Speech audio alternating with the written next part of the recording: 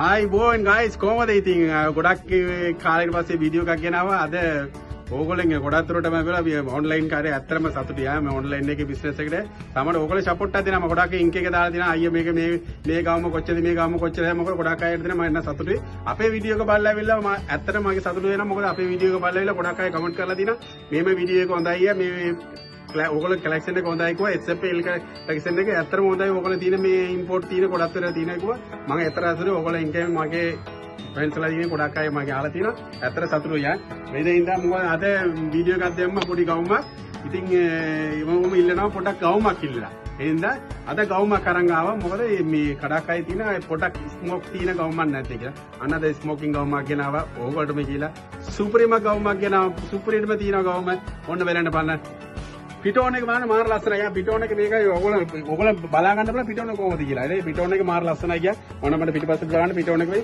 පිටෝන එක මාර ලස්සනයි. යා මේක සයිසස් තියෙනවා. මේක මීඩියම් ලාර්ජ් XL වෙනකන් තියෙනවා. මොකද මේක ලොකු සයිස් තියෙන XL 2XL වෙනකන් තියෙනවා.